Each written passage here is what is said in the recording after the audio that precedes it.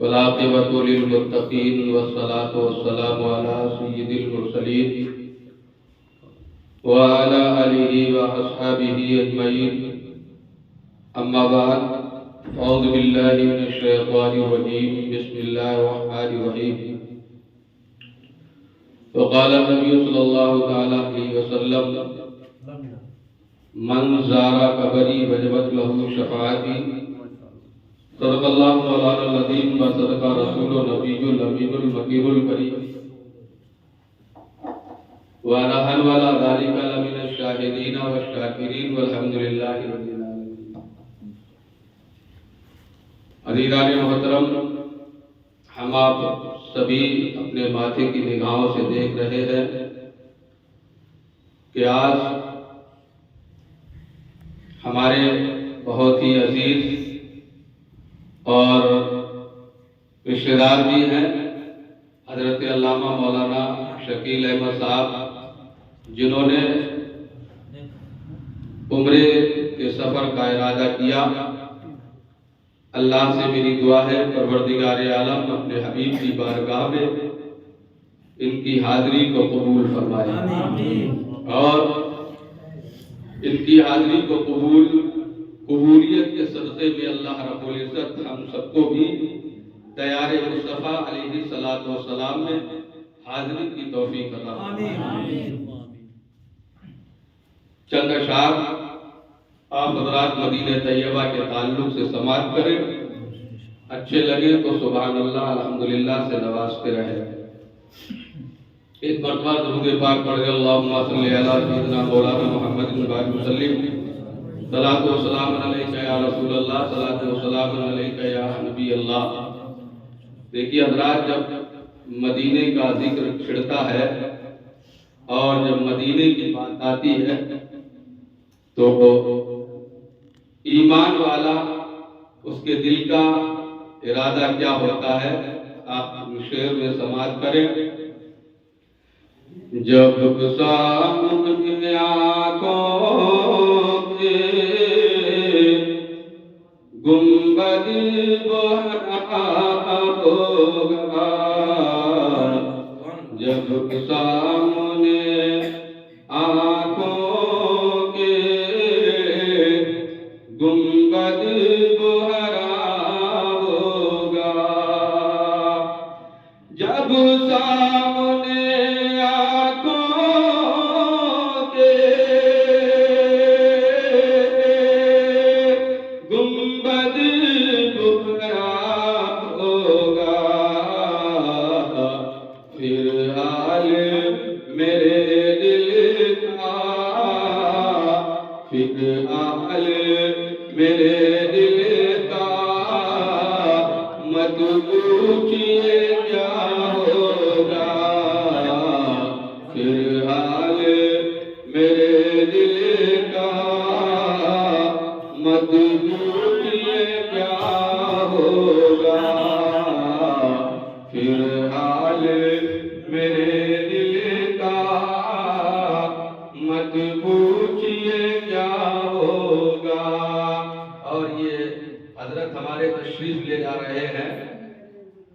واقعی میں گنبد خضرا کی رہنائیاں دیکھنے کے بعد دل تو بے قابو ہو جاتا ہے اور دل کی صدا، دل کی تمنا یہی ہوتی ہے کہ یہاں سے جانا ہی نہیں چاہتا ہے، دل نہیں جانا چاہتا ہے، لیکن بطور مجبوری آدمی واپس آتا ہے. اور بڑے نصیب کے تیز ہوتے ہیں وہ لوگ جو اللہ کے رسول صلی اللہ علیہ وسلم کے دیار میں حاضری دے لیتے ہیں اور ان کی آنکھیں اتنی مبارک ہو جاتی ہیں. آنکھوں کا تو عالم نرالا ہے، پیروں کا یہ عالم ہے، طلبوں کا یہ عالم ہے، جن کے تعلق سے شاعر کہتا ہے کہ حبیب یا رسول اللہ جب وہاں سے لوٹیں گے پاؤں دھو کے پی لوں گا، جب وہاں سے لوٹیں گے پاؤں دھو کے پی لوں گا. قسمتوں سے ملتی ہے خاک بھی مدینے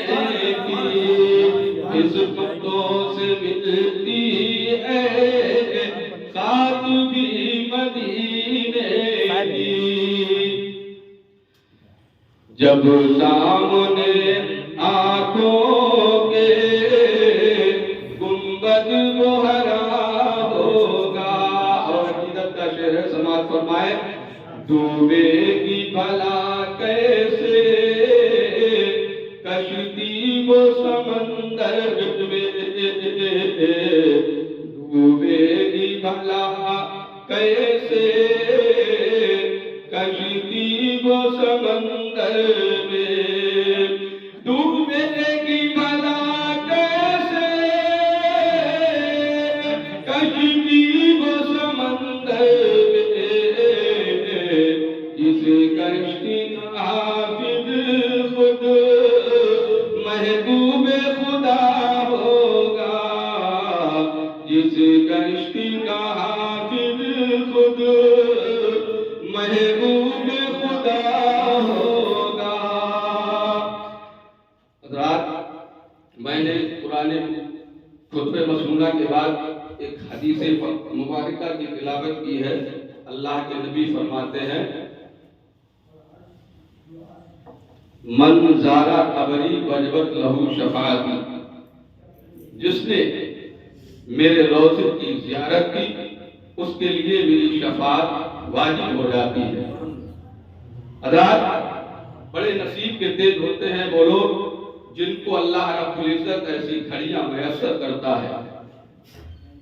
وہ مدینہ ہے جس مدینے کی گلیوں میں اللہ کے نبی صلی اللہ علیہ وسلم کے قدم مبارک چلا کرتے تھے. کتنی مبارک ہے وہ گلی جس گلی میں اللہ کے پیارے رسول صلی اللہ علیہ وسلم کا گزر ہوا کرتا تھا. صحابہ اکرام رضوان اللہ تعالی علیہم اجمعین آپ کو آپ کے پسینے کی بو سے پتہ لگا لیا کرتے تھے کہ سرکار ادھر گئے ہوئے ہیں، سرکار اس طرف گئے ہوئے ہیں. اور وہ پسینہ ہے جس کے بارے میں اعلیٰ حضرت عظیم البرکت الشاہ امام احمد رضا خان فاضل بریلوی علیہ رحمت الرضوان فرماتے ہیں کہ واللہ جو مل جائے ان کے گل کا پسینہ، واللہ جو مل جائے تیرے گل کا پسینہ، مانگے نہ عطر نہ چاہے دلہن پھول، مانگے نہ عطر نہ چاہے دلہن پھول. عزیزان محترم، وہ مدینہ ہے جس مدینے جانے کے لیے پوری دنیا کا مسلمان تڑپا کرتا ہے، چستا کرتا ہے. آج اللہ اور اس کے رسول کا کرم ہوا.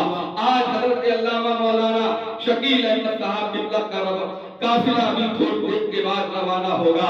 عزیزان محترم، آج اللہ کے رسول کی خاص عطائیں ان کے سر پر ہے اور اللہ کے رسول کا فیضان ایسا جاری ہو رہا ہے، ایسا جاری ہو رہا ہے کہ جب یہ وہاں سے آئیں گے اللہ کے نبی صلی اللہ علیہ وسلم کے روضے کا دیدار کر کے آئیں گے اور کعبے کا دیدار کر کے آئیں گے.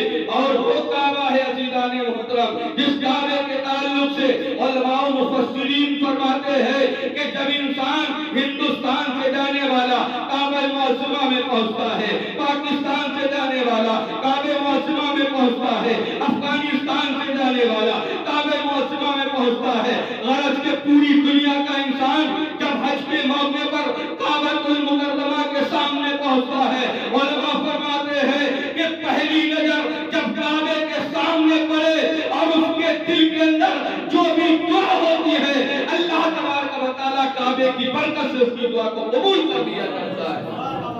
رات ایسی گھڑیاں نصیب والوں کو ملا کرتی ہے، ورنہ دولت تو اللہ تعالیٰ نے نہ جانے کتنے لوگوں کو عطا کی ہے.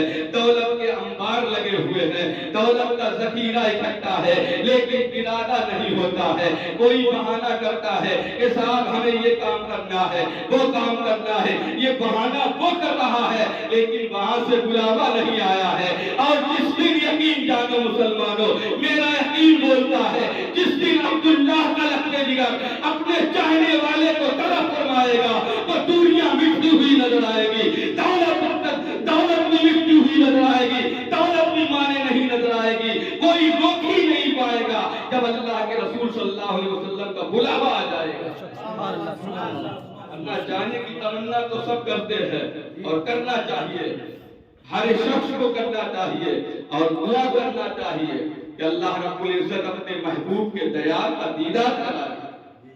رات یہی وہ گلیاں ہیں جن گلیوں میں اللہ کے نبی گزرا کرتے تھے، جن گلیوں نے بوسے دیے تھے اللہ کے نبی کے قدموں کو، اور وہ قدم ہے جن قدموں کو بوسا عرش اعظم نے دیا ہے، عزیزان محترم وہ قدم ہے، اور یہ وہ ذات ہے اور وہ رسول ہے جن کے صدقے میں کائنات کا ذرہ تخلیق کیا گیا ہے، کائنات کا ذرہ بنا ہے۔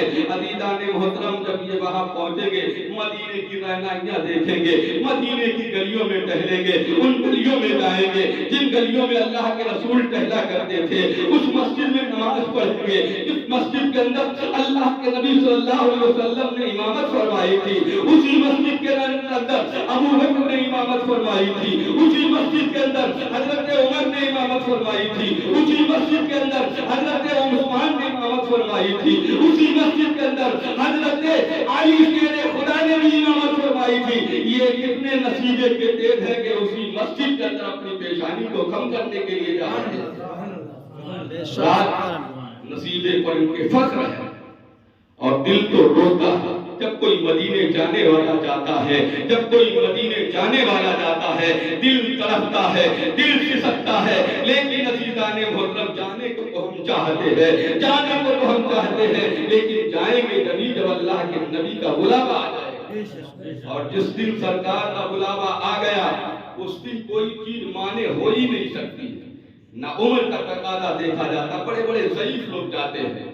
آپ دیکھتے ہیں حج کے موقع پر ایسے ضعیف لوگ جاتے ہیں جنہیں چلنے کی بھی طاقت نہیں باقی رہتی ہے، لیکن اللہ رب العزت انہیں ایسی طاقت دے دیتا ہے، ایسی روحانی قوت عطا کر دیتا ہے کہ وہ جو حج کے ارکان ہوتے ہیں وہ سارے ارکان ادا کرتے ہوئے نظر آتے ہیں، اور حج کرنے کے بعد واپس جب آتے ہیں تو عزیزان محترم پھر وہی نکاحت، پھر وہی کمزوری ہو جاتی ہے۔ تو یہ ساری اللہ کی عطا ہے۔ اللہ جسے چاہے اپنے محبوب کے دیار کا دیدار کرا دے۔ اور عزیزان محترم یاد رکھو اللہ کے نبی نے فرمایا من زار قبری وجبت لہو شفاعتی، جس نے میرے قبر کی زیارت کر لی اس کے لیے میری شفاعت واجب ہو جاتی ہے۔ تو لہذا اور آپ نماز پڑھتے ہیں، میں یہ نہیں کرتا ہوں کہ نماز کوئی معنی نہیں رکھتی، نماز سب سے بڑی اہمیت ہے، نماز مذہب اسلام میں بہت ضروری، اس سے بڑی کوئی عبادت نہیں ہے، لیکن ہم پڑھتے ہیں پتہ نہیں اللہ قبول کرتا ہے یا نہیں کرتا ہے، ایک امید لگی ہوئی ہے کہ اللہ قبول کرے گا، لیکن گارنٹی کوئی نہیں ہے۔ لیکن اللہ کے نبی فرماتے ہیں جو شخص میری بارگاہ میں حاضر ہو گیا، ایمان کی حالت میں آ گیا، تو اس کے لیے میری شفاعت واجب ہو جائے گی۔